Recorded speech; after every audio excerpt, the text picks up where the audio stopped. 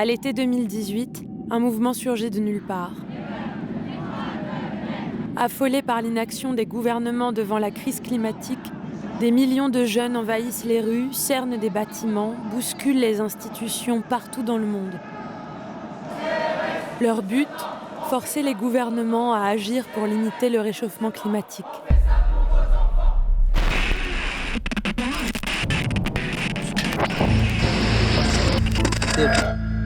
Et si l'humanité jouait sa survie ? Impossible d'attendre. Dans l'urgence, les activistes bâtissent une internationale du climat. Elle fixe un objectif commun à la jeunesse du monde, créer la vague qui submergera les gouvernements, mettre 200 millions de terriens dans les rues. Paris fou, naïf ou juste lucide ? Nous nous sommes installés au quartier général de la mobilisation en France et avons suivi leurs leaders partout en Europe. Nous les avons vus changer de vie entre la peur et la colère. Malgré le mépris, les insultes et des violences, ils réinventent l'engagement citoyen en Europe. Bienvenue parmi celles et ceux qui inventent le monde d'après.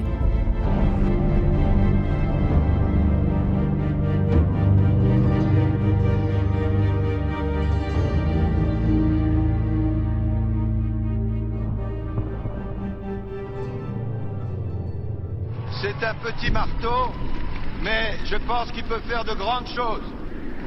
L'accord de Paris pour le climat est accepté. Tout commence comme une nuit de Noël. Décembre 2015 à Paris, 195 gouvernements signent un accord commun pour limiter les effets du réchauffement climatique. Chacun s'engage à réduire les émissions de gaz à effet de serre dans son pays. L'accord est historique. Le futur du monde est sauvé, c'est l'euphorie. Mais à quelques kilomètres, c'est une autre histoire. 20 000 activistes venus du monde entier n'y croient pas une seconde. Dans l'accord de Paris, il n'y a ni contrainte, ni obligation. Dans cette masse, de nouvelles organisations portées par des jeunes, comme Ende Gelände en Allemagne ou Alternativa et ANV COP21 en France. Cette internationale informelle désigne un adversaire commun, leur gouvernement. C'est un crime contre l'humanité. Pendant 3 ans, ces activistes vont agiter pour recruter, puis former en masse à l'action directe et la désobéissance civile, le tout dans les principes de la non-violence. Loin des radars médiatiques, une nouvelle génération de leaders va émerger.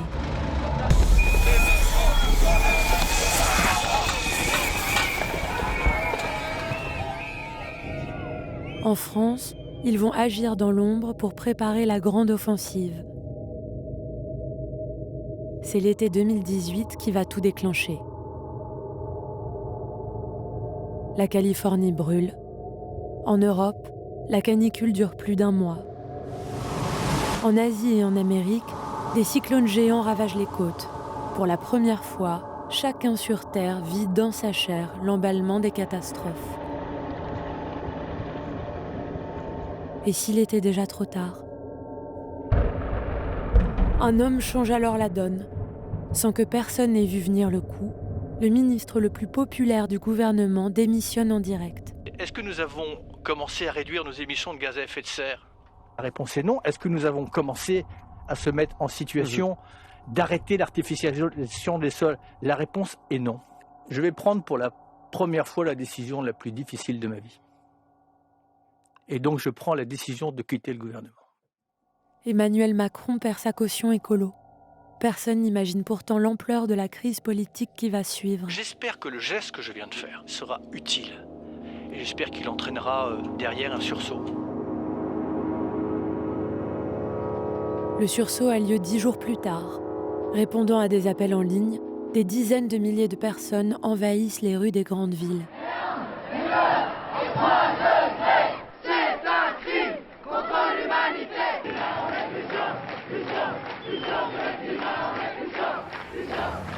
Au même moment, à Stockholm, Greta Thunberg refuse de reprendre les cours et se poste devant le Parlement en lançant les grèves pour le climat.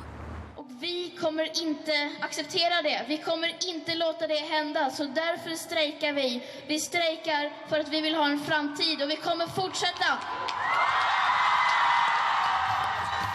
En Suède, puis dans toute l'Europe du Nord, des lycéens et des étudiants répondent à son appel. À Londres, un collectif d'universitaires lance un mouvement d'action directe et de désobéissance civile, Extinction Rebellion. Réunis en Corée du Sud, les scientifiques du GIEC, le groupe international d'études sur le climat, tapent du poing sur la table. Limiting warming to 1.5 degrees is not impossible, but will require unprecedented transitions in all aspects of society. Every bit of warming matters. Il ne reste que 2 années pour limiter le réchauffement à 1,5 degré. Le moment tant attendu par les activistes du climat est arrivé. Il sonne la mobilisation générale contre les gouvernements. En France, Alternatiba et ANV COP21 prennent la tête des mouvements. Parmi eux, Élodie Nas, 30 ans. Elle est sur tous les fronts depuis la démission de Hulot. Ok, et aussi on va demander aux gens de l'encadrement de dire, tu vois, de faire une sorte de comme ça et de pousser les gens. Ok ? Pour se consacrer au mouvement, elle vient de démissionner d'un poste de communicante dans une association de produits éthiques. Je pense que je faisais partie des indinés du canapé. Moi, je ne suis pas du tout née écolo. Et au moment où j'ai eu 30 ans, une crise de la trentaine, j'ai aussi eu, je l'appelle ma crise climatique. Comme beaucoup de gens, l'été 2018, avec ces canicules. En fait, j'ai une espèce de crise d'angoisse de... en fait, c'est vital, c'est un truc qui est dans notre chair, de se dire est-ce qu'on va survivre. Et c'était une angoisse vraiment très forte. Ok, à tout de suite.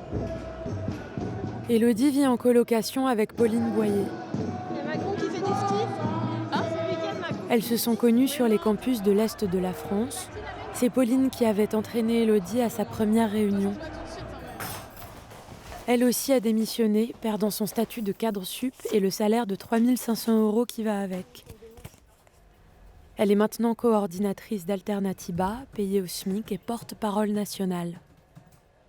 On va redoubler d'ingéniosité pour lancer des choses. On voit qu'il y a de plus en plus de personnes qui sont engagées et dans les personnes qui ne sont pas encore engagées, elles parlent quand même de plus en plus du climat. Et donc là, j'ai confiance dans le fait qu'il va y avoir un effet d'emballement et que la croissance des groupes ou du mouvement climat va être exponentielle. Élodie et Pauline peuvent compter sur un noyau dur de plusieurs centaines d'activistes venant d'une dizaine d'organisations, des Scouts de France aux syndicats étudiants. Ils se réunissent sous la bannière d'Alternatiba dans des coordinations suivies en direct sur Internet. Dans cette nébuleuse, une association fondée par Marie Toussaint, Notre Affaire à tous, propose un coup qui pourrait faire tremplin. Poursuivre en justice le gouvernement pour inaction climatique et faire que cette plainte soit signée par les Français en leur propre nom. L'enjeu qu'on a aujourd'hui, c'est vraiment de faire en sorte que cette requête juridique, elle marche, parce que si elle marche, on aura vraiment fait un grand pas pour le climat. Et voilà. Marie a un nom pour son action, l'affaire du siècle. La pétition est lancée début décembre 2018 avec le soutien d'un collectif de youtubeurs. En un mois, elle récolte plus de 2 millions de signatures. On s'était donné un objectif d'1 million en quelques semaines. On a eu 2 millions en 15 jours. Donc, voilà, ce succès-là, à ce niveau-là, on ne s'y attendait pas. C'est une première en France. Pour les activistes du climat, l'objectif est maintenant clair. Passer de 2 millions de signataires à 2 millions de manifestants, un seuil qui, selon eux, doit porter la crise politique au niveau d'une crise de régime. Ils convainquent les organisations sœurs de travailler ensemble dans un même lieu, chacune dans sa spécialité, avec le même objectif, faire de la marche mondiale du 16 mars 2019 la marche du siècle. Au fond, c'est un état-major qui doit s'organiser dans un véritable quartier général que Pauline, Élodie et Marie trouvent dans un immeuble désaffecté en plein Paris, début janvier 2019.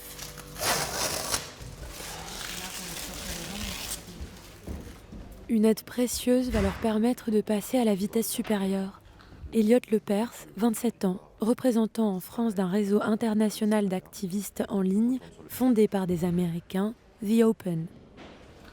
Elliot a déjà un long passé militant. À 19 ans, il dirigeait la communication numérique de la campagne présidentielle d'Eva Joly. Et j'ai l'impression que le parti politique ne suffit pas pour représenter l'énorme masse de gens qui sont sensibilisés à l'enjeu climatique, qui aimeraient bien être une partie de la solution, mais qui aujourd'hui ne savent pas où aller pour le faire. Et depuis ce moment-là, une grosse partie de mon travail et de mon temps, ça a été de créer des espaces où des gens puissent venir en masse pour montrer qu'ils avaient envie d'agir, qu'ils avaient envie que les choses se passent autrement. 2 semaines après la signature du bail, tout est prêt pour l'inauguration. On veut changer ce système et pas le climat. Et pour ça, on a besoin de passer à l'étape supérieure. On a besoin de rendre beaucoup plus tangible, concret, d'avoir un lieu de rassemblement, d'avoir un lieu de création, d'énergie, de démultiplication pour aller encore plus loin, pour passer à l'étape supérieure. Et parce qu'ensemble, nous sommes une force immense, et c'est ce qu'on est en train de prouver encore plus aujourd'hui. J'ai envie de vous dire bienvenue et bravo à tous.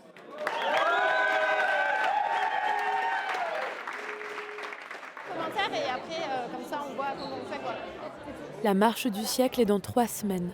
Il est temps d'envoyer des signaux forts. Je pense qu'on doit attendre quelques minutes encore, parce que normalement le go était à 57. Élodie prend en charge une campagne de désobéissance civile. Des actions commando, illégales et sans violence, en direct sur les réseaux sociaux, avec un message politique clair.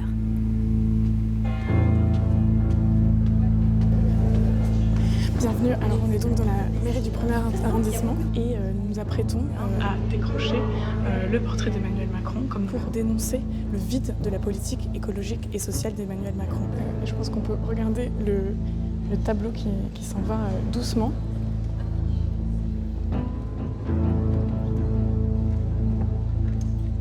Et on urge le gouvernement de prendre des mesures ambitieuses dès maintenant, des mesures drastiques. Et du coup, on appelle à continuer ce type d'action.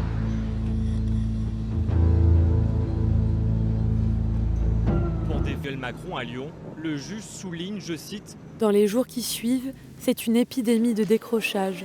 134 mairies dans toute la France seront victimes du vol de portraits, abondamment relayés dans les médias. » Et Pauline, peut-être un symbole fort quand même derrière, d'enlever un portrait du président de la République. On le voit parfois dans d'autres pays quand on veut contester le président, ou même parfois quand on veut pousser à son départ.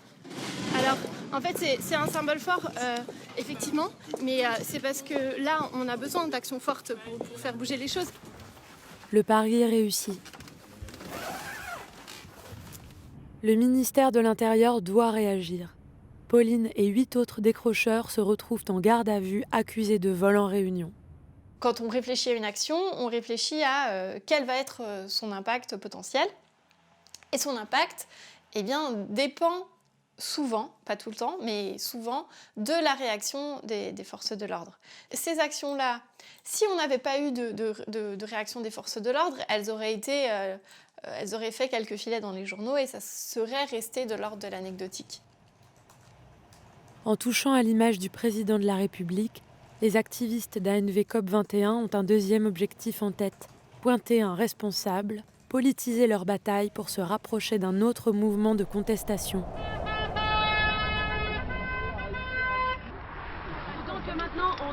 Depuis le mois d'octobre 2018, les Gilets jaunes embrasent la France.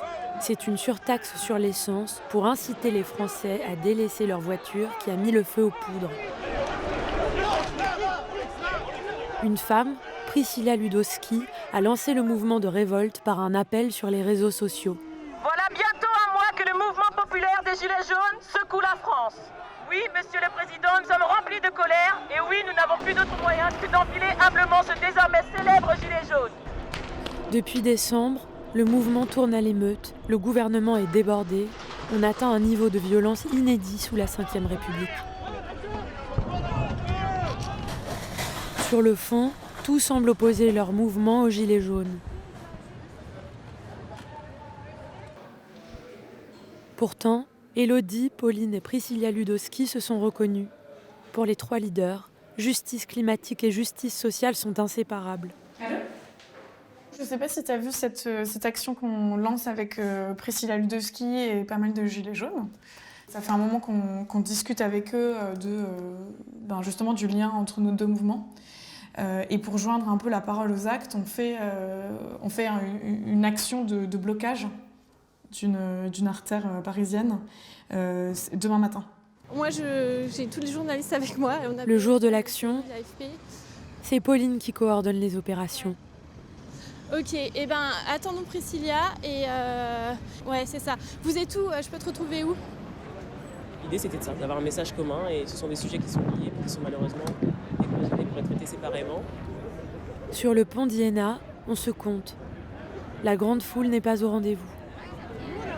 Travail, consomme et ferme ta gueule. Travail, consomme et ferme ta gueule. Alors si vous avez suivi un peu, les militants d'Action non violente COP21 vont dans les mairies pour décrocher les portraits présidentiels, pour que Emmanuel Macron voit ce qui se passe dans la rue, ce qui se passe partout.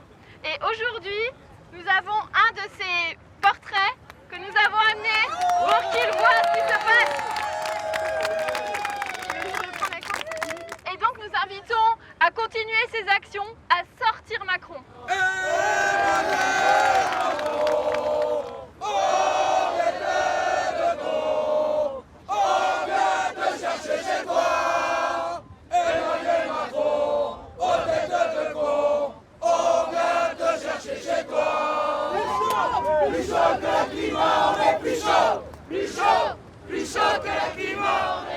Malgré le symbole fort, chaque mouvement est venu avec ses propres slogans.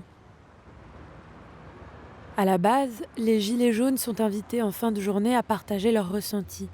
Moi, je suis gilet jaune et j'ai été très étonnée de la différence de traitement des forces de l'ordre.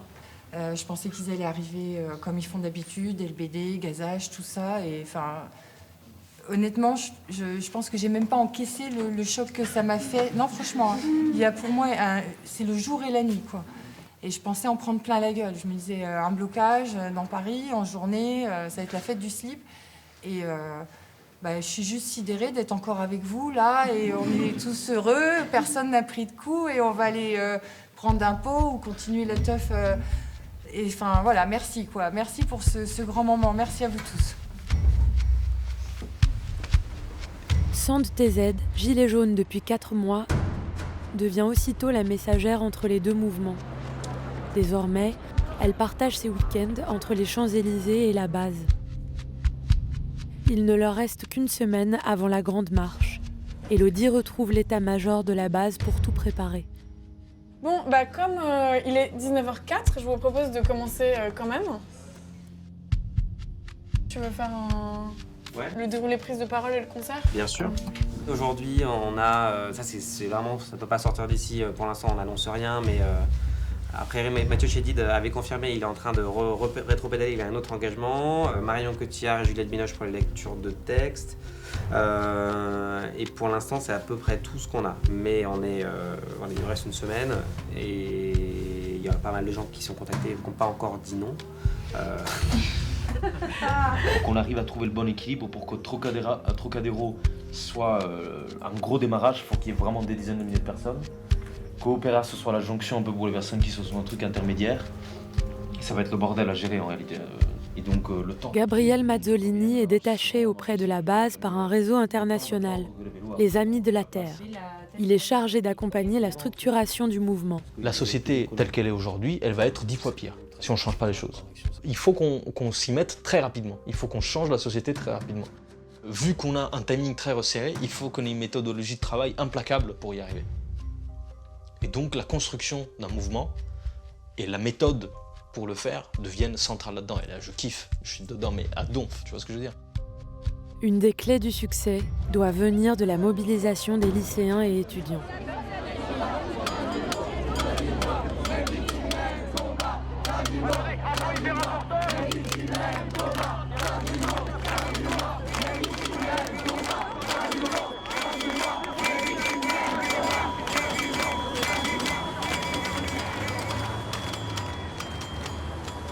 Les violences dans les rues les avaient jusqu'alors dissuadés d'imiter les lycéens d'Europe du Nord. Marie compte sur la venue de Greta Thunberg pour les encourager. When I first started striking, I didn't really expect anything. I just thought that I will just have to see what happens. But then I would never have imagined that it was going to be this big. Et ça marche. Quelques milliers de lycéens et étudiants font grève pour défiler auprès de celle qui désormais incarne aux yeux du monde le mouvement climat. La base est immédiatement débordée. Des volontaires plus jeunes qu'à l'habitude rejoignent la bataille, prêts à lâcher leurs études ou leurs stages. C'est le cas de Sandy Olivar Calvo, 23 ans. Elle vient de quitter un stage dans la publicité pour rejoindre l'équipe d'Alternativa à temps plein en service civique. Je pense qu'on va changer. Tu vas être teneuse de banderole parce que je ne sais pas qui est là et à l'extérieur. Ok, c'est bon ?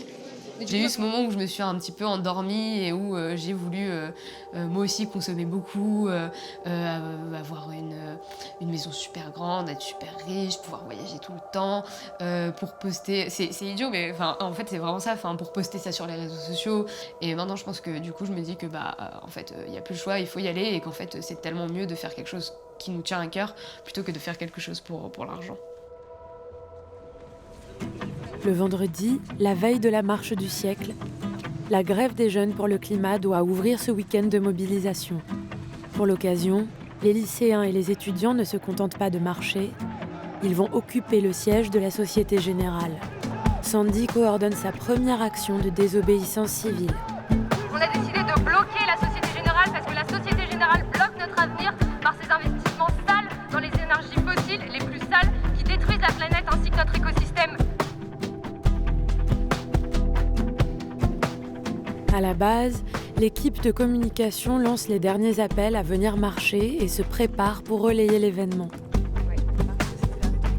Au rez-de-chaussée, Gabriel assure la formation des coordinateurs. L'idée à la base de tout ce concept, avant qu'on aille voir un petit peu comment ça se passe, niveau cortège, tout ça, c'était de foutre le sbeul dans Paname. Pourquoi ? Parce qu'en fait, on a véritablement envie d'être incontournable. On a vraiment envie que n'importe qui, partout dans Paris, en tout cas rive droite, ne puisse éviter, entre guillemets, la marche pour le climat. Donc, en tout, ils sont 600 bénévoles qui se déploieront sur tout le cortège. Ce monde incroyable va donc se retrouver à Place de la République en arrivant par cet axe-là. Donc, ouais, trop bien, le climat, trop plus chaud, machin. Et donc, moi, j'en peux plus, je vous le dis tout de suite. Donc,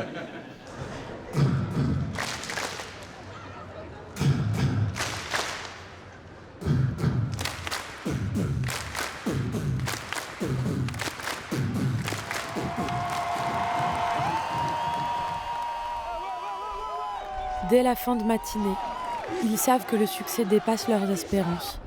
Ils sont 107 000 à Paris, 300 000 sur toute la France. Plusieurs cortèges convergent des 4 coins de Paris.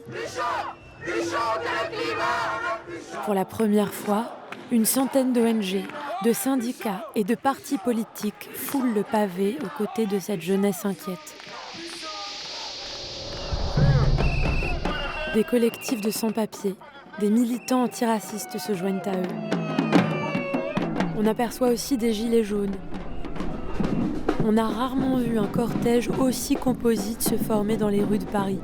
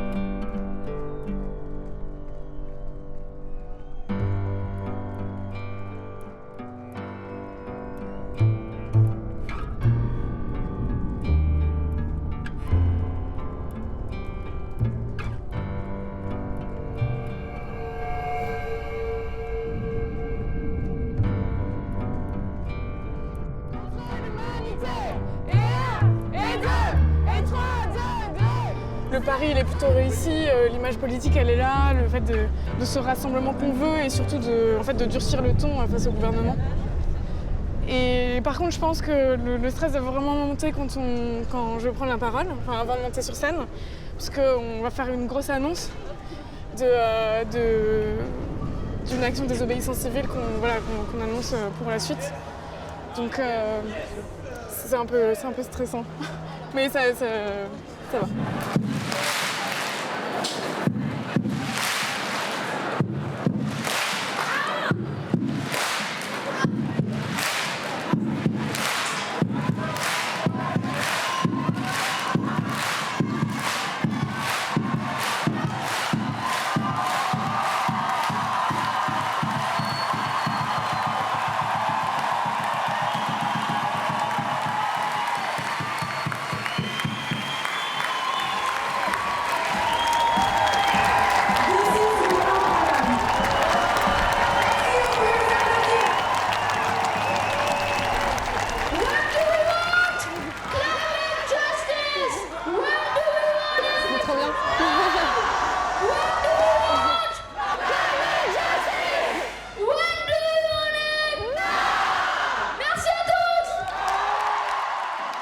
Des millions, comme il disait, des milliards, comme certains ont dit. Il faut qu'on soit tous unis pour sortir dans la rue ensemble. Une seule marche.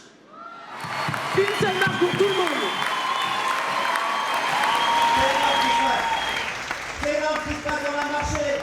En cette ordre, on a signé des pétitions. Est-ce que ça suffit? C'est quoi l'étape d'après? L'étape d'après, c'est Léonina qui va me dire. Elle a un plan, elle dit. On la dit.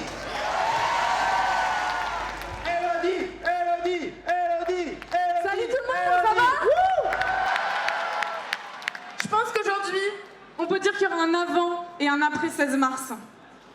Et j'aimerais bien qu'on s'arrête juste un instant, une petite seconde, pour se regarder et se compter.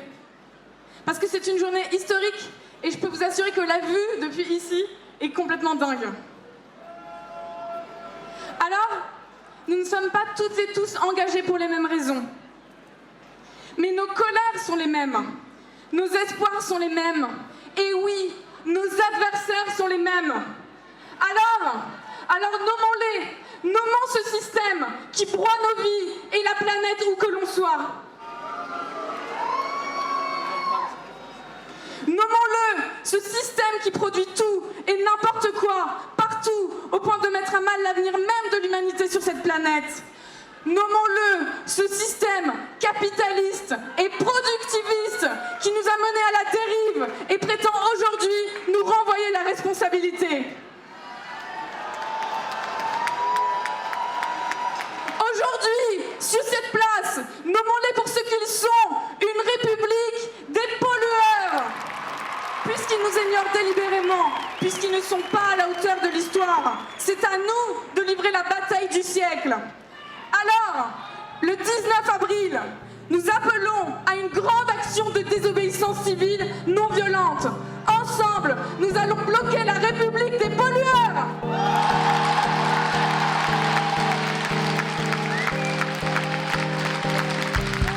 Est-ce que vous êtes chauds ?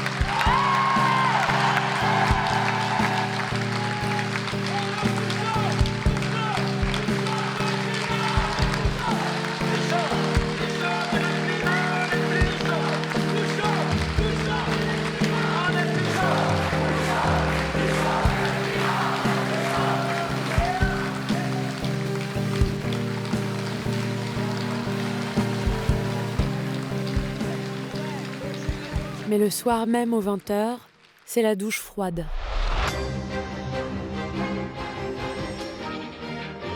Bonsoir à tous. Les Champs-Élysées n'ont plus ce soir le même visage. Le 18e rassemblement des Gilets jaunes a été celui d'un retour flagrant de la violence, avec notamment la présence de Black Bloc. Des affrontements ont également eu lieu.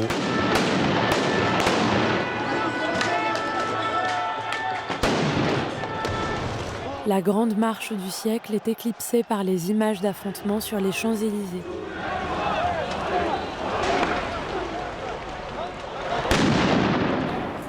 Donc, peut-être on commence par un tour de table en ce sens.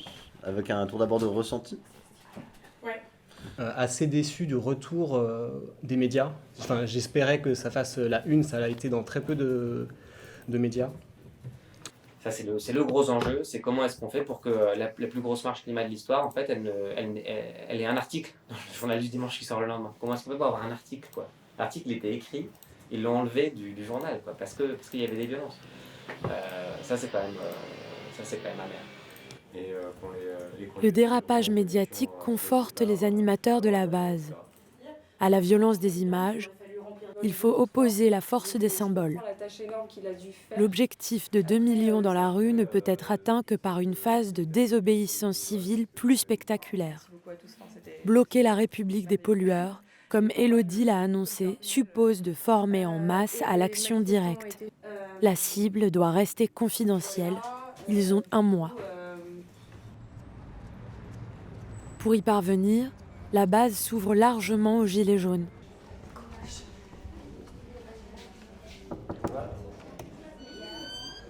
On part du principe qu'en fait, une lutte non violente a de fortes chances pour aboutir à un modèle de société qui le soit également. Et la non-violence, c'est pas non plus le pacifisme, parce que le pacifisme, c'est le fait de chercher la paix et de rejeter la guerre. Mais nous, on est en guerre. On est en guerre contre le système économique et politique qui nous emmène dans le chaos climatique. On va vous montrer une technique qui s'appelle le poids mort. Et en fait, je suis gilet jaune parce que c'est le gilet jaune qui m'a mis dans la rue. D'ailleurs, on me suggère régulièrement de retirer mon gilet jaune parce qu'il fait de moi une cible. Je sais que mon gilet, ça fait de moi une cible. J'assume que mon gilet fasse de moi une cible. Et mon gilet, mais il faudra me brûler avec, quoi, s'ils veulent me le faire retirer. Par contre, il est probable que sur le délai tic-tac d'action que je suis prête à donner au mouvement, la cause jaune s'épuise entre-temps et que je sois obligée de virer vert, mais ça ne me gêne pas parce que pour moi, c'est vraiment le même combat. Avant de croiser les Gilets jaunes sur un rond-point près d'Auxerre, Sand vivait repliée dans sa ferme. Là, ça fait 3 ans qu'on n'a pas eu de pluie. Nous, il y a 3 ans, on a été en alerte sécheresse, restriction d'eau et tout jusqu'au mois de décembre. Là, cette année, ils ont levé l'interdit. Mais finalement, moi, ma mare, elle est vide. Hein, elle est complètement vide. L'année dernière, on a eu une sécheresse abominable. Enfin, et ça, c'est la bouffe. Hein. Comment s'il pleut pas, on n'a rien à bouffer, les gens. Hein. Que ce soit qu'on mange de la viande ou qu'on mange des légumes, les vaches, si elles n'ont pas d'herbe. Donc pour moi, il y a vraiment une histoire de plus de symbiose que de convergence. On va fonctionner ensemble. Parce qu'on a le même but, survivre. Pour le coup, ça va bien avec l'idée de symbiose en plus, tu vois. Sand est une figure appréciée du mouvement, au point d'être déléguée de Lyon à la 2e Assemblée générale des Gilets jaunes à Saint-Nazaire.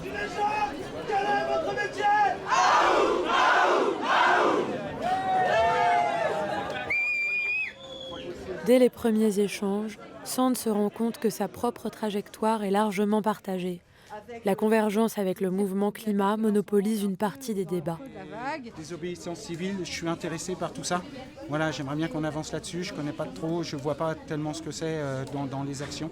Donc, voilà. Dans l'après-midi, un atelier de travail va permettre aux Gilets jaunes de clarifier leur position. En quelques échanges, les délégués définissent les contours d'une nouvelle écologie politique. Il faut effectivement essayer de redessiner une écologie à la sauce Gilets jaunes, c'est-à-dire, c'est quoi les Gilets jaunes? C'est d'abord à partir des préoccupations du commun. Se chauffer, se déplacer, comment habiter, comment se nourrir. Tout ça, c'est des enjeux qui sont traversés par des enjeux, par des questions climatiques, par des questions environnementales. Alors, moi, je voulais insister sur le droit à la santé pour tous, qu'on puisse vivre dans une sécurité sanitaire, qu'on ne soit pas malade parce qu'on habite à un endroit. Ça fait 2 ans et demi que je me bats contre un cancer avec mes 2 voisins à Pantin, dans un immeuble qui se situe juste à côté d'une ancienne usine sidérurgique. Et c'est toujours dans les parties les plus polluées que se trouvent les gens les plus vulnérables. Donc il y a un vrai lien à faire entre l'écologie, la santé et les gilets jaunes. Donc je suis gilet jaune parce que j'ai des problèmes de fric, parce que je suis malade, parce que je suis handicapée, parce que j'ai été polluée. Et quand je vais le 8 décembre à la manif pour le climat avec le gilet jaune, il y a des bobos qui me parlent comme à la dernière des débiles parce qu'ils pensent que je suis juste une pauvre conne d'ouvrière. Voilà ce qui se passe. Super. L'effondrement, c'est une réalité. Il faut arrêter de caresser les gens dans le sol du droit, il faut arrêter de faire des COP 25, 26, 27, 28. Eux, ils font des COP machin pour nous faire croire qu'ils font quelque chose. Les gilets jaunes, il faut qu'on fasse vraiment quelque chose. Donc ça passe par l'union jaune, vert, et s'il y a des verts qui ne sont pas d'accord, on va discuter des techniques pour qu'ils soient d'accord, et nous, on en a déjà testé à Fayence, et ça marche. La solution, c'est la décroissance, c'est pas la croissance. Les débats vont durer encore des heures. Les grands thèmes d'une écologie populaire vont maintenant irriguer les milliers de ronds-points occupés par les gilets jaunes. Les victoires politiques sur les sujets aussi ambitieux que les nôtres le sont, elles se gagnent dans la durée parce que tout d'un coup, elles deviennent inéluctables. Et nous, tout notre boulot, c'est, par petites touches impressionnistes, de faire avancer ces idées-là, qui sont des idées énormes. Il ne faut pas qu'on néglige aussi l'ampleur de ce qu'on essaye de construire. Des idées énormes, et donc de les faire avancer de manière stratégique pour qu'effectivement, à un moment donné, tout le monde les considère comme évidentes. Ce qu'on veut, c'est gagner. Et ça, c'est important de se le rappeler. Parce qu'on peut aussi dériver rapidement dans des petites actions qui nous donnent bonne conscience. Mais ce qu'on veut faire, c'est changer le système. Et pour faire ça, on a besoin de se remettre en question régulièrement et on a besoin de faire des actions fortes, mais des actions pensées, réfléchies et adaptées à l'actualité. Merci. Les actions finissent parfois devant un tribunal, obligeant la justice à trancher entre légitimité de l'action et respect du droit. Une tribune sacrificielle qui se prépare.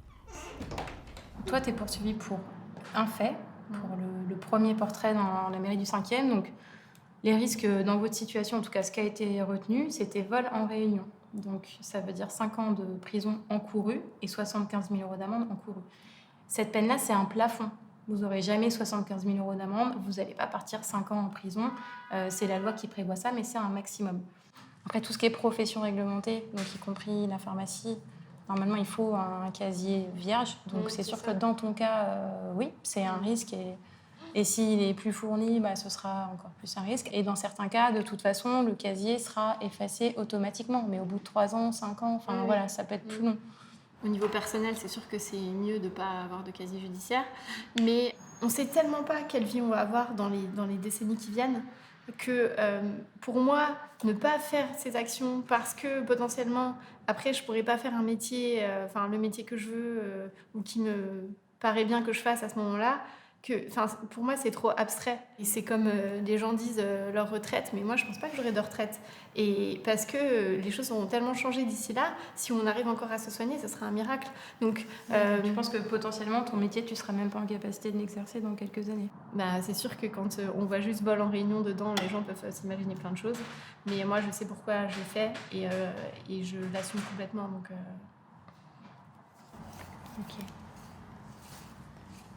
Ok. Alors. Bonjour. Bonjour ma chérie. Ça va? Toi? Eh ben, prenons notre petit café. Un petit café, une petite tisane. Ah là là, ma fifi. C'est bien ce que vous avez fait. J'étais de tout cœur avec toi. Ah oui. J'ai fait du souci. Elle est bien, ma décrocheuse. Je l'aime beaucoup, ma décrocheuse. Il y en a si peu de gens comme ça maintenant. C'est chacun pour soi, le bon Dieu pour tous. Il y a quand même plein de gens qui sont extraordinaires.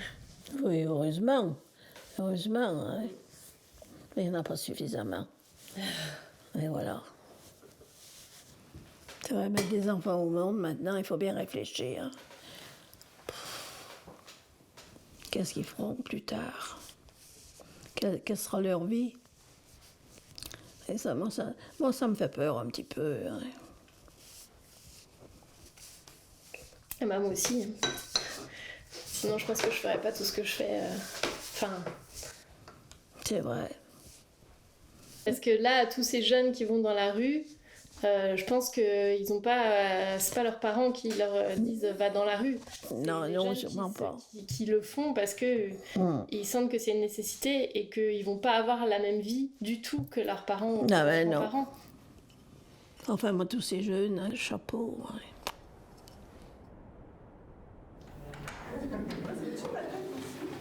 La désobéissance civile de masse est un exercice complexe. Les meilleurs spécialistes en Europe sont les Allemands d'Ende Gelände. Avant le blocage de la République des pollueurs, Sandy embarque 3 autres activistes de la base étudier leurs techniques de prise d'assaut des mines de charbon à ciel ouvert.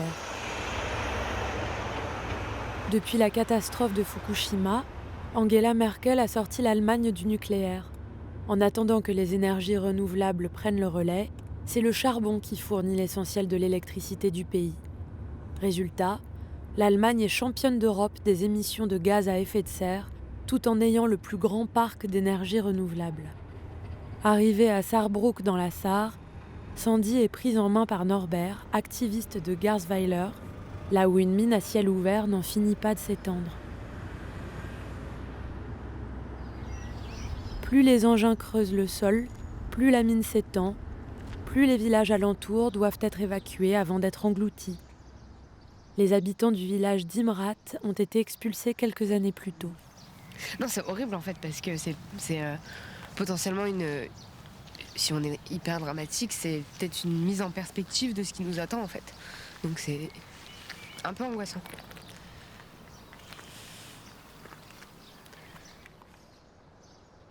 Vraiment là, je m'attendais pas à un truc aussi désastreux quoi. Enfin, c'est quand même hallucinant. Et quand on est toujours amené à parler de justice climatique, bah là en fait c'est vraiment le cœur de ça en fait. Enfin, c'est la preuve qu'encore une fois c'est les plus riches et les plus gros pollueurs qui prennent le pouvoir et qui là pour le coup c'est la définition, enfin c'est physiquement qui détruisent les terres et qui oppressent les populations quoi. Pendant une semaine, Ende Gelände accueille 6000 activistes venus de toute l'Europe. Ils sont tous formés et entraînés pour l'action. C'est aussi l'occasion pour les activistes européens d'échanger leurs expériences. En France, on a eu un mouvement qui s'appelle le mouvement des Gilets jaunes, qui est un mouvement social. Et du coup, nous, on essaie vraiment d'axer notre discours sur le fait que la justice sociale est intrinsèquement liée à la justice climatique et que l'un ne n'ira pas sans l'autre et que l'une des deux batailles ne gagnera pas sans l'autre. Comment en Allemagne les gens perçoivent ce message? Est-ce que vous arrivez à le faire passer ou pas? Really good question. Wir haben ähnliche Diskussionen hier zum Beispiel, wenn es um Thema Arbeitsplätze geht, von RWE. Da wird immer wieder gesagt, ja, wenn wir jetzt von heute auf morgen die Kohlekraftwerke ausschalten, dann fallen hier 20.000 Arbeitsplätze weg. Dafür werden wir Lösungen finden. Wir werden Lösungen dafür finden, dass diese Menschen anderweitig Arbeit finden. Wir werden dafür Lösungen finden. Wir werden aber keine Lösung dafür finden, wenn wir in 10 Jahren dastehen und gemerkt haben, okay, die Klimakrise, wir können jetzt nichts mehr aufhalten, alle Tipping Points sind überschritten und wir rasen ungebremst in 4 Grad wärmere, 6 Grad wärmere Welt hinein. Ils confrontent leurs visions et partagent leurs méthodes.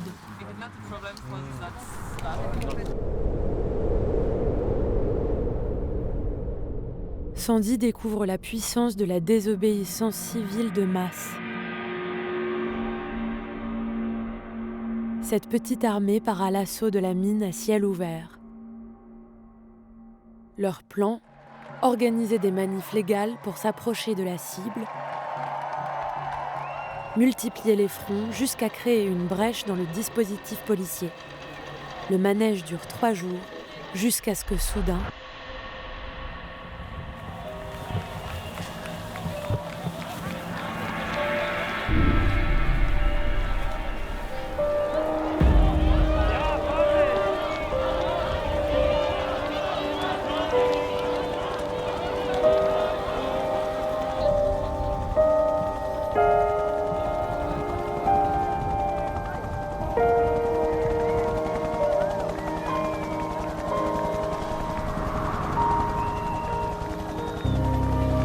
En tout, ils auront paralysé l'activité de la mine pendant 45 heures. Ils répètent l'opération 2 fois par an depuis 5 ans.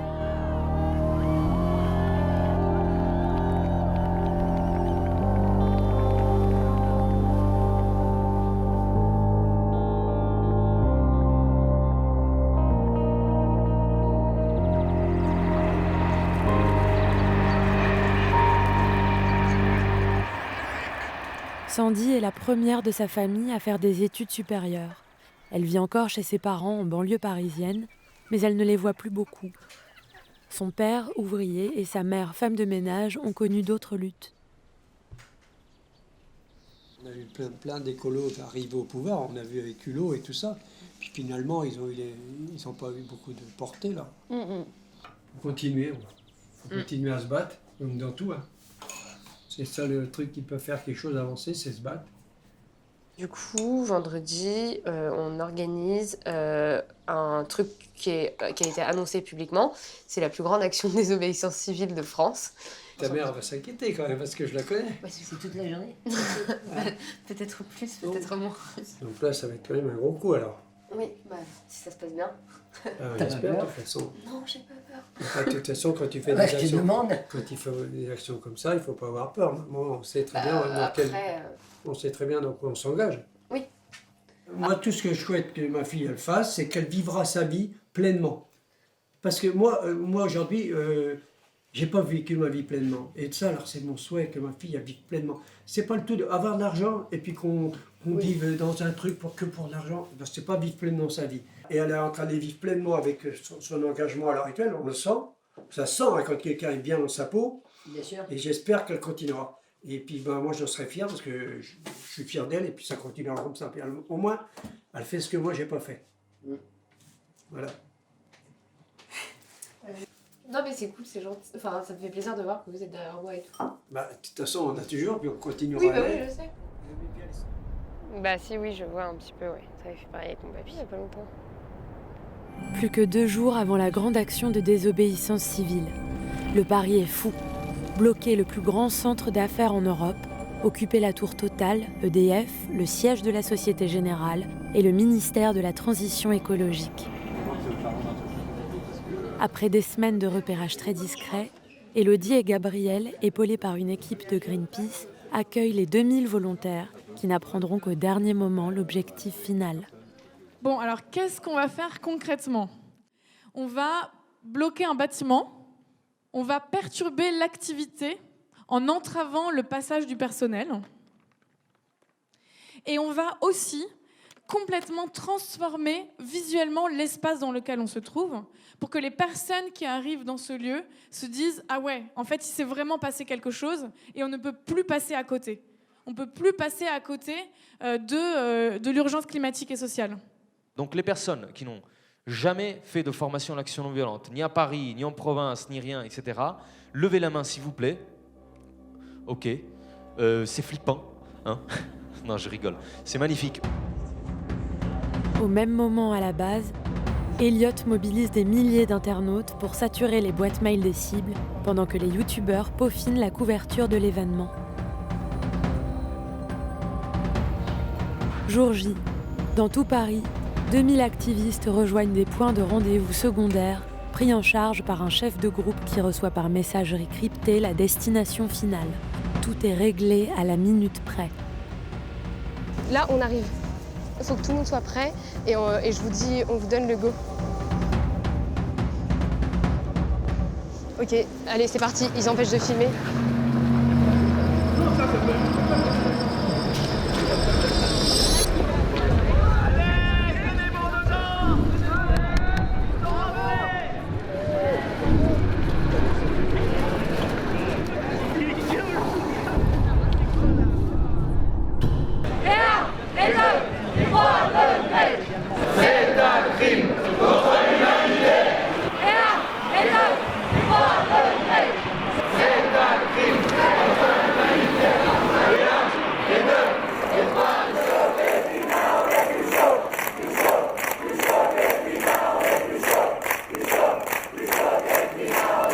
Devant le ministère de la Transition écologique, les fonctionnaires réagissent. Ça va rien changer. Alors qu'est-ce qu'il faut faire? Pardon? Il faut aller voter, madame. Mais on vote aussi.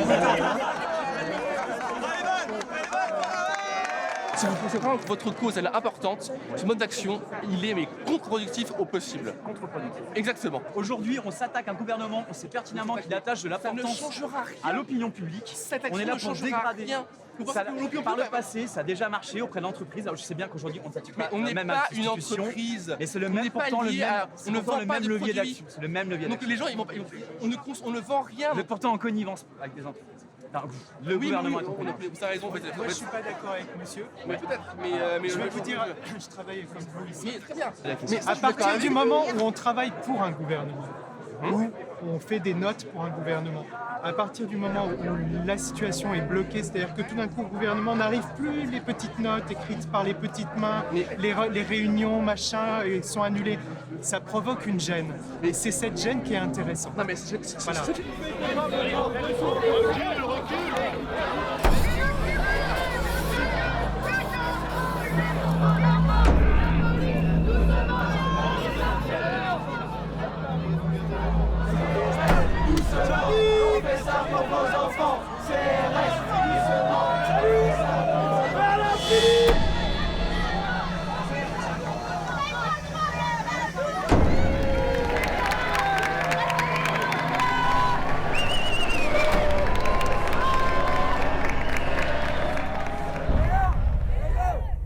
En fin de journée, les activistes délogés rejoignent le dernier bastion.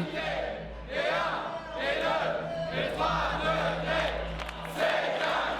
a plus de 100 relais partout, jusqu'aux États-Unis. Donc c'est juste énorme, on parle de nous partout.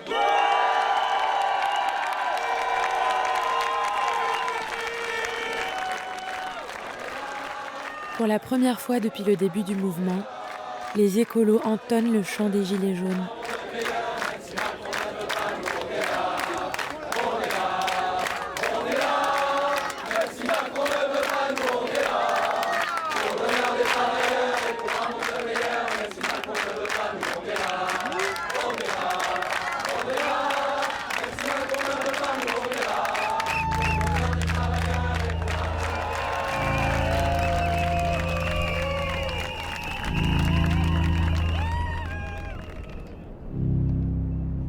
Marie Toussaint ne participait pas à l'action. Les élections européennes sont dans un mois. Europe Écologie Les Verts lui a proposé d'incarner le mouvement climat sur leur liste. Marie a dit oui et a aussitôt quitté la base pour ne pas la déstabiliser. La question fait débat dans le mouvement. Comment changer les choses de l'intérieur alors que c'est l'ensemble du système qu'ils veulent changer? Marie revient pour s'expliquer. Marie, toi qui as un engagement politique, est-ce que tu peux nous expliquer comment la politique peut encore changer les choses et peut encore donner de l'espoir? Ouais, je vais vous expliquer tout. On m'en demande beaucoup. Ouais, alors, moi, les raisons de mon engagement politique, elles sont multiples, mais ça fait vraiment sens pour moi que de dire qu'il faut aller être parmi ceux et celles qui écrivent les règles. Par contre, ce que je ne crois pas, c'est que, vu justement cette force et ce poids des lobbies, en fait, même si des gens qui ont l'intérêt général à cœur deviennent majoritaires, il y aura toujours un travail à mener avec les citoyennes et les citoyens, parce que la montagne qu'on a à franchir est tellement élevée qu'il faut qu'on mène cette bataille-là, voilà, tous ensemble et tout le temps.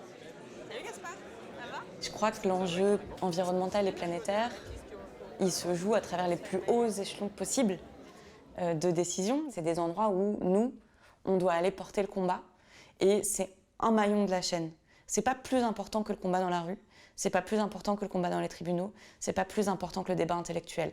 Par contre, c'est un endroit important et il faut qu'on arrive à faire la jonction et à agir tout le temps en interaction, ensemble, de manière coordonnée, pour porter cette bataille-là.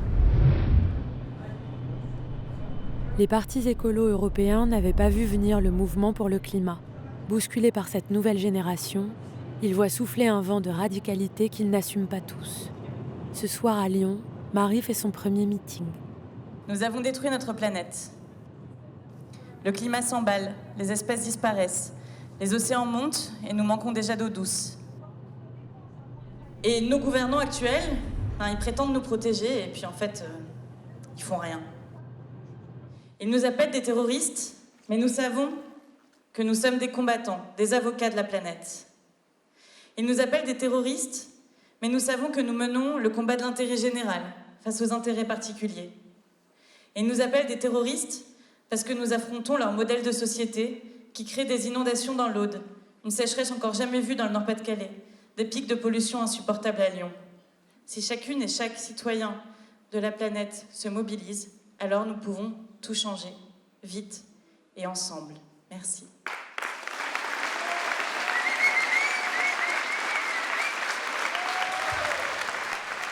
Ces mots, précis et graves, détonnent.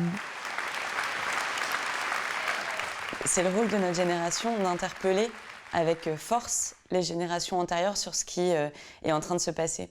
Et en fait, quand je parle aux écologistes, je ne suis pas en train de ni d'essayer de les réveiller, ni de leur reprocher quoi que ce soit. Et d'ailleurs, quand on parle au reste des générations, on n'est pas non plus en train de les accuser et de vouloir les coincer dans un corner. Mais par contre, c'est à nous aujourd'hui de pouvoir secouer le cocotier et de dire, en fait, non, c'est pas de cette manière-là qu'on va s'en sortir. 5 secondes. 3, 2, 1.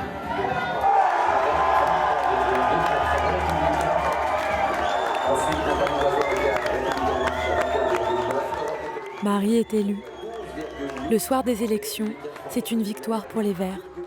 Avec près de 14% des voix, ils deviennent la 3e force politique du pays. Quelques semaines plus tard, elle fait son entrée au Parlement. Elle y retrouve une dizaine d'activistes du climat élus dans toute l'Europe.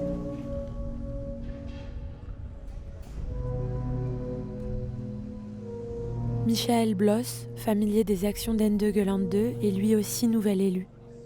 En Allemagne, les Verts sont devenus la 2e force politique du pays, avec plus de 20% des voix. Als Abgeordneter bin ich nicht sozusagen die Bewegung. Und es ist ganz wichtig, dass ich meine Rolle verstehe und die ihre Rolle verstehen. Ich habe unglaubliche Privilegien hier. Ich kann Gesetze machen, ich habe Geld, um Öffentlichkeitsarbeit zu machen. Also ich will trotzdem ein Abgeordneter sein, der nah an der Bewegung dran ist. Als Abgeordneter repräsentiert man ja auch die Bevölkerung und es gibt einfach in der Bevölkerung sehr, sehr viele, die sagen, es muss sich hier ganz viel und radikal ändern. Und diese Menschen möchte ich repräsentieren. Also das gibt es ganz viele Felder, wo ich, glaube ich, reingehen möchte. Und auf der anderen Seite ist es auch, ich glaube, wir müssen auch einfach diese Bewegung weiter stärken. Für mich bedeutet das auch zu überlegen, was wollen wir eigentlich? Was ist unser Ziel? Was sind unsere Projekte als Generation? Was wollen wir durchsetzen? Und ich glaube, das ist halt, wir wollen Klimaneutralität durchsetzen. Wir wollen so schnell wie möglich, dass keine einzige Tonne CO2 mehr ausgestoßen wird. Tout porte à croire que les activistes gagnent une bataille culturelle. La nouvelle Commission européenne promet d'en tenir compte. Même à l'Élysée, on ne peut plus ignorer le phénomène. Pour s'adresser à la jeunesse, Emmanuel Macron s'invite sur les réseaux sociaux. J'ai changé très profondément. Le mouvement de la jeunesse pendant plusieurs semaines, plusieurs mois, et qui continue, moi, m'a fait réfléchir. J'ai aussi beaucoup lu, beaucoup appris. Les scientifiques se sont également beaucoup mobilisés. Et je pense qu'on a tous à apporter une part de réponse. On doit réussir une transition et il faut mettre cette pression. Et c'est aussi pour ça qu'on est tous un peu co-responsables de ça. Mais on ne peut pas passer d'un monde A à un monde B du jour au lendemain. En fait, il répond son blabla habituel. Et honnêtement, moi, je croirais que quand il prendra des mesures concrètes, on a des hommes et des femmes, mais surtout des hommes au pouvoir qui font pas ce qu'ils devraient faire pour protéger la population. Malgré 1 an de mobilisation, le réchauffement s'accélère. L'Australie se consume, la calotte glaciaire du Groenland a diminué de moitié. Quand elle aura fini de fondre, le niveau des mers pourrait augmenter de 7 mètres. La déprime gagne les activistes. Leur engagement n'a rien changé, or les scientifiques du GIEC sont formels. Il ne reste plus qu'1 an avant que le seuil de l'emballement des catastrophes devienne inéluctable. Pour en parler, Alternatiba invite toutes les tendances du mouvement français à une semaine de réflexion collective au cœur de l'Alsace. toutes les options vont être mises sur la table, plus de marche, c'est l'option massification. Plus de désobéissance civile, c'est l'option action directe. Cohabiter avec des modes d'action violents, c'est l'option diversité des tactiques. Au bout de 3 jours, ils décident de faire le point en direct sur les réseaux. Bonsoir à tous, merci beaucoup d'être avec nous, très heureux de vous retrouver en direct du Camp Climat. C'est le JTR, l'info des vivants qui veulent le rester. Chaque courant peut s'exprimer. Très rapidement, les fractures apparaissent. Et en fait, vraiment, depuis 5 ans, je ne peux pas nommer de victoire qui soit à la hauteur du défi qu'on a en face de nous. Et je me prends tous les jours le mur des faits scientifiques qui s'accumulent. Le problème auquel on fait face, il est radical. On est radicalement dans la merde. C'est radicalement grave, c'est radicalement morbide, ça, le problème est radical. Qu'est-ce qu'on fait de radical pour empêcher ça, pour freiner ça, pour sauver ce qui reste à sauver, pour... J'en sais rien, mais il faut que ce soit à la hauteur. En fait, la question de la radicalité, c'est ça. Qu'est-ce qu'on fait ? Il n'y a pas forcément besoin d'être toujours de plus en plus nombreux pour détruire un système, en fait. On a oublié qu'il fallait détruire, en fait. On n'est que dans le « il faut convaincre ». Oui, mais il faut convaincre, mais en même temps, il faut faire des actions directes. Donc, qui vont faire du sabotage. On sait massifier. Non, on sait se convaincre entre nous. On n'a pas massifié le truc. Il y a juste une certaine catégorie de la population qui a décidé de sortir enfin du canapé derrière les écrans. Effectivement, quelques marches pour le climat, même de 100 000 ou quelques centaines de milliers de personnes, ça suffit pas pour changer. Mais du coup, si ça s'oppose pas, alors on va tous renverser l'État ensemble là ? Non mais... Chaud ? Il y a un monsieur qui veut prendre une prise de parole. Allez-y, j'ai très envie de voir comment vous allez réagir par rapport à des balles de FAMAS. Ouais. Comme notre sujet devient central, c'est normal qu'il y ait plus de contestation.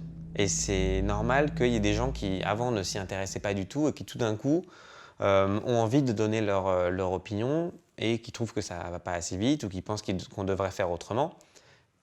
Et ça, c'est normal qu'on soit aussi attentif à ce qui s'exprime.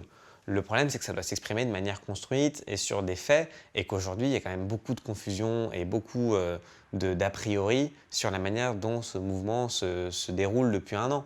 Je pense qu'il y a énormément de confusion sur le rapport à la non-violence. Je pense qu'il y a une fascination pour la violence aussi, parce qu'on ne croit pas dans l'État et dans la police, et ce qui est tout à fait légitime. Mais donc, on considère que il y a des gens qui considèrent que la seule réponse à ça, c'est de fusionner avec des mouvements contestataires qui recourent à la violence.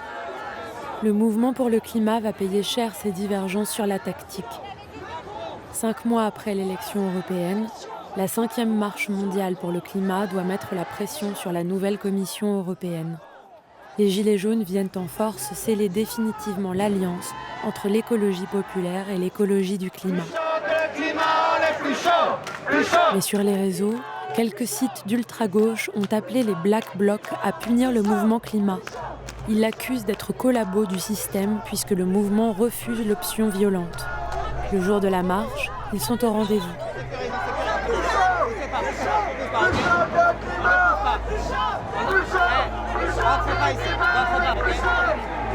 Sur le côté. Ça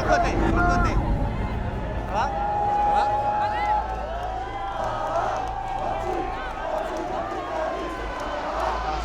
On les laisse passer, ils rentrent pas, on est d'accord? Ça on connaissait pas, hein? Ça c'est nouveau. Ouais, non, c'était pas pareil. Il n'y avait pas d'encadrement en gros. Oh putain. Et ils viennent d'où? Et ils vont où?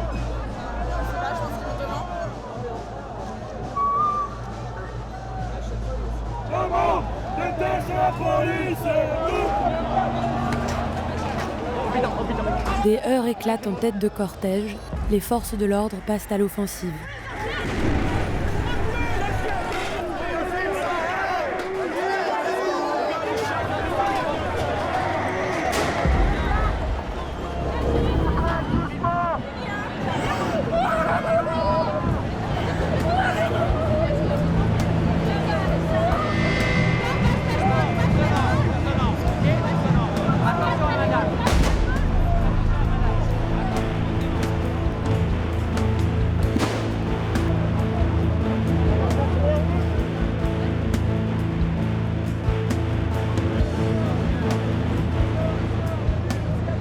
Elliot, sollicité par les chaînes d'infos en continu, est sommé de répondre en direct.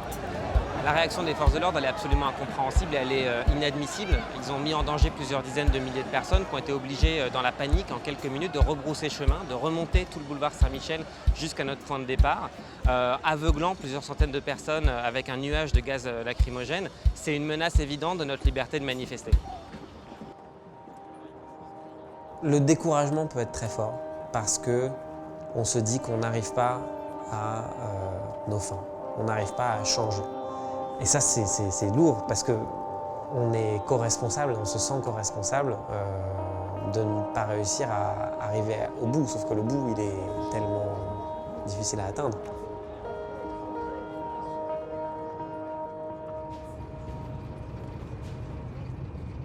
Le doute s'installe. La base envoie des émissaires un peu partout en Europe pour trouver des réponses. Elliot, Pauline, Sandy et leur ami Basile partent à Londres à la rencontre de l'état-major d'Extinction Rebellion.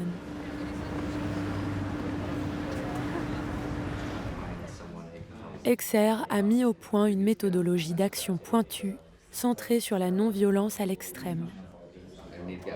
En 2 ans, leur mouvement est devenu planétaire. Ils ont juste 100 ans d'avance en fait. Ouais, c'est ouf. Impressionnant. On est vraiment très en retard. Les mecs qui vont faire ça. T'as l'impression d'avoir la bibliothèque et tout ce qu'on s'est dit, ce serait cool d'avoir ça un jour. En fait, ils l'ont déjà fait. So yeah, welcome everybody. And often what happens with violent actions is that they tend to be noisy, they tend to be energy grabbing, and it's just almost impossible for a non-violent action to make itself be seen and heard in that environment. It's going to crowd out our non-violence because it's so much more noisy, and we'll end up with this, which is ineffective. In France, 2 weeks ago, we organized a climate march, and the Black Bloc didn't respect the action consensus, and they wanted actually to impose, they imposed their tactics to us. Is this a related point? Or? Yes, just to say that it was really hard to talk to them because they were also violent with us. Just to say the point. So. Thank you. Now that's key, isn't it? So in a situation like that, where the activists, so-called activists, who are doing that, they're not even willing to engage with us. It's fair enough to try and shut that down. And a way to do that is to claim our non-violence. You know, everyone sitting down around that, we make it clear that we're non-violent. And I don't know if people are aware of agents provocateurs. So this is something that happens a lot in other countries. I don't think it happens quite so much in Britain, but it does happen. Certainly in the US it happens a lot, and in Germany. In France also, yes. Yeah. So this is police going out to start violence so that they can then crack down on it. One of the problems with non-violence is it's not safe, you know. And at the end of the day, the best that we can do is maintain the non-violent discipline because it's least likely to result in us being harmed, but it's not a complete safeguard.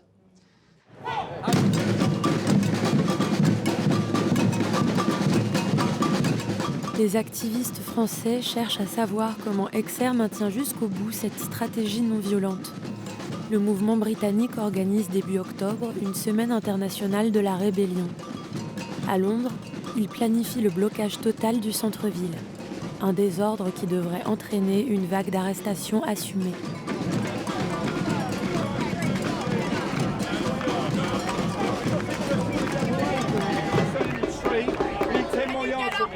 Guys, we need to move it up to the junction. You move up to the junction, otherwise you're obstructing the highway. You could be liable for arrest.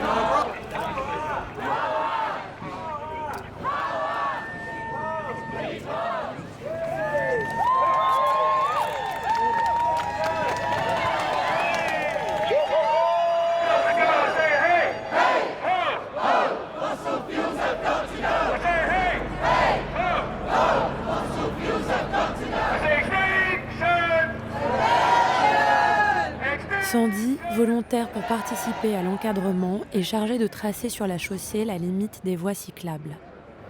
En fait, il faudrait écrire à la clé cyclist lane. Bike lane? I don't know. Yeah. Okay. People will understand. Yes. Yes. Oh, guys, there's a cyclist.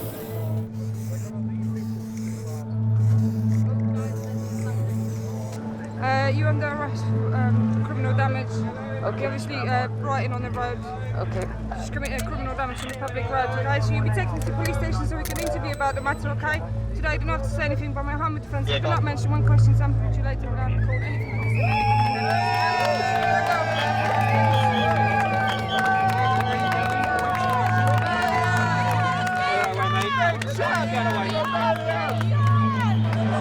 I'm French. Get away. You're going up front. Just step back from my colleague, please. Where about this? Where about this? We don't know yet. We don't know yet. We don't know yet. BUG. J'ai eu un avocat qui regarde, mais il me rappelle avec quand... Et eux sauront où ils l'emmènent? Bah eux, ils vont chercher où elle est emmenée. J'aurais filé son nom, j'avais que ça, et qu'elle était française, quoi. Mais à part ça... Ils t'ont dit à peu près comment ils pensent que ça va se passer? Non.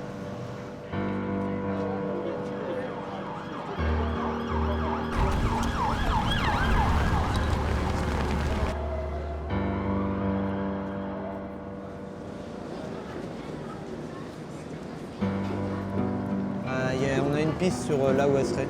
Cool. Ça? Dans le sud, à Brixton.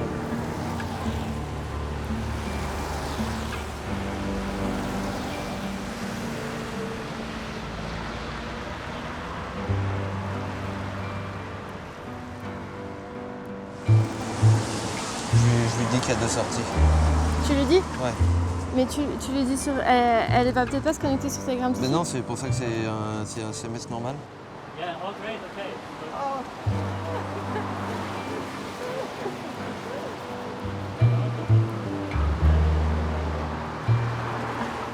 Ça va? Ça va, toi? Oui? Yeah, good. Can we get you anything?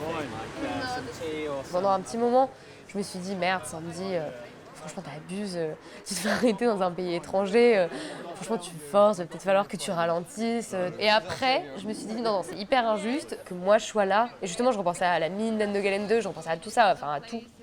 Je me disais mais c'est hyper injuste que moi je sois là, alors que bon oui, j'ai bloqué une route, enfin ok, soit c'est illégal, mais où j'ai écrit sur le sol, soit c'est illégal, j'ai entravé la loi, mais en fait je détruis pas des vies, je détruis pas le climat. Genre, je me suis dit, il y a quand même une grosse incohérence à tout ça. L'initiation de Sandy devait tôt ou tard passer par la case prison. Vas-y. Pour l'heure, c'est Pauline qui s'apprête à affronter la justice. Voilà. Alors, Madame Pauline Boyer, pour commencer. Donc, vous êtes prévenue d'avoir frauduleusement soustrait le portrait officiel du président de la République au préjudice de la mairie du 5e arrondissement. Donc, si je comprends bien, vous étiez présente que sur l'action du 5e arrondissement le 21 février, c'est bien ça? C'est ça. Donc, vous reconnaissez les faits qui vous sont reprochés? Je reconnais avoir participé à cette action pour... Mais de toute façon, là, on dit qu'on admet les faits, on est d'accord? Exactement, Oui. voilà, c'est la Oui. première utilité d'aujourd'hui. Exactement. Oui, c'est ça. Vous êtes conscient que vos actes sont réprimés par la loi, vous êtes conscient que c'est caractéristique d'un vol. Voilà, vous dites oui, vous dites pas oui, enfin on l'a réquisitionné, moi j'aime bien parler de réquisition plutôt que de vol, vous dites pas ça. Non, oui, on savait Voilà. ça à quoi on s'exposait. D'accord. Franchement, pas de flottement sur les faits, comme ça on expédie. Elle prépare sa défense avec un collectif d'avocats. Ils espèrent changer la loi par jurisprudence, faire reconnaître par le juge l'état de nécessité face à l'urgence climatique. Pour vous rappeler, mais je crois qu'on l'a déjà dit, mais pour vous rappeler les conditions pour qu'on gagne, entre guillemets, donc c'est peut-être ça qui doit vous guider dans vos éléments de réponse, c'est état de nécessité et rapport, on va dire, entre votre action et cette nécessité d'agir. Le mot, c'est très simple, c'est on ne peut pas attendre 3 ans, c'est maintenant. C'est maintenant. Et encore une fois, revenir sur le processus de mobilisation qu'on vit depuis 1 an. C'est-à-dire, on est allé marcher tous les samedis, on a même organisé ces marches. On a soutenu les jeunes qui ont fait des grèves pour le climat. On a signé la pétition comme 2 millions de Français. Et on a un gouvernement qui se satisfait de ces mobilisations en disant la population est consciente, c'est génial. Mais en fait, c'est pas ça que nous, on attend comme réponse. C'est un vrai changement de cap. Donc, on passe en désobéissance civile. Ça marche, non ? La désobéissance, c'est simplement, on participe de l'évolution de la loi. C'est-à-dire qu'on crée la loi et on veut que la loi soit utile à la collectivité, c'est tout, quoi. Là, dans la circonstance, il faut que tout le monde s'y mette. Et vous, votre manière de s'y mettre, c'est ça. Et si une démocratie moderne ne peut pas encaisser qu'il y ait des manifestations sous une autre forme que des pétitions ou des gens qui déposent des autorisations à la préfecture, c'est pas une démocratie. Décrocheurs de portraits, nous sommes tous décrocheurs de portraits. Nous sommes tous décrocheurs de portraits. Nous sommes tous et toutes décrocheurs de portraits. Nous sommes tous et toutes décrocheurs de portraits. Nous sommes tous et toutes. Tout est en place pour qu'un banal procès pour vol en réunion devienne un procès politique médiatisé, où chacun doit choisir son camp.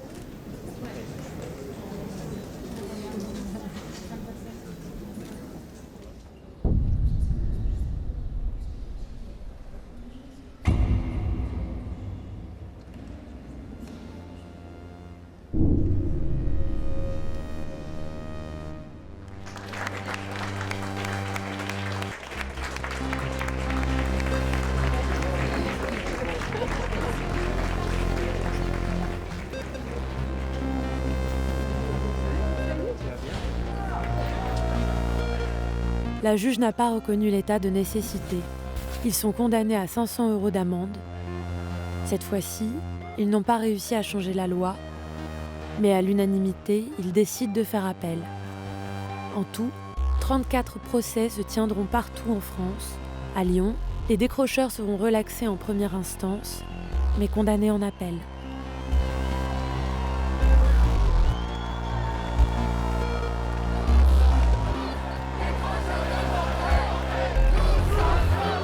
Ce jour-là, Christophe Cassou, directeur de recherche au CNRS et membre du GIEC, a témoigné en faveur des activistes. C'est toujours compliqué pour un scientifique d'être devant des militants parce qu'on a toujours le retour que le scientifique doit être neutre, impartial et objectif. Moi, j'ai abandonné ma neutralité.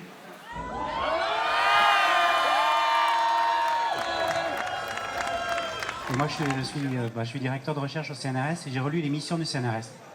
Et les missions du CNRS, c'est produire de la connaissance et être utile à la société. Et donc, je pense qu'en répondant à vos actions, en fait, bon, évidemment, moi, je produis de la connaissance, mais je considère aussi que je suis utile à la société, donc je suis totalement dans mon rôle. Je vous remercie.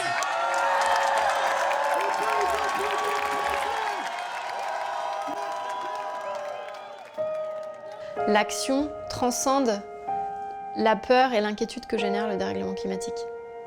Donc c'est important d'avoir un endroit, une base, un groupe de personnes qui ressentent la même chose et qui sont déjà dans l'après.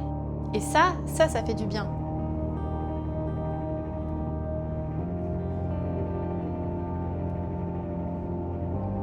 C'est sûr que la sensation qu'on a quand on se rend compte de l'urgence climatique et du fait qu'on a été trompé et berné par l'éducation qu'on a reçue, par la société entière, c'est l'insoutenable légèreté des différents politiques dans les décisions qu'ils prennent.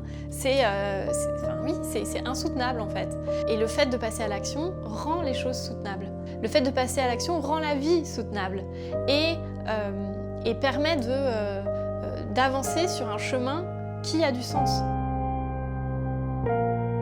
Depuis l'ouverture de la base qui a fédéré les activistes en mars 2019, 18 mois sont passés. À Londres, la justice a décidé d'abandonner les poursuites contre Sandy. À Paris, le gouvernement français a organisé une convention citoyenne pour le climat dont les propositions sont à l'étude. En juin 2020, 10 des plus grandes villes de France passent dans le camp des Verts.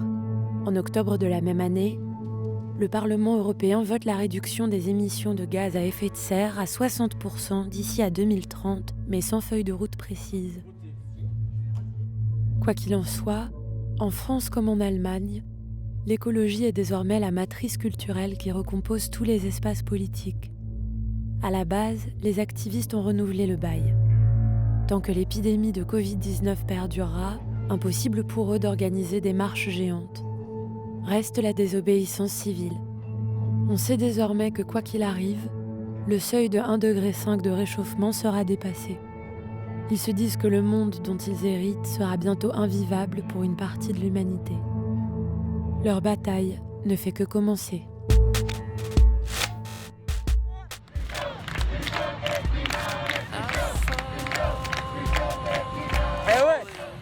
On est en train de bloquer l'aéroport de Charles de Gaulle avec à peu près une centaine, 130 activistes.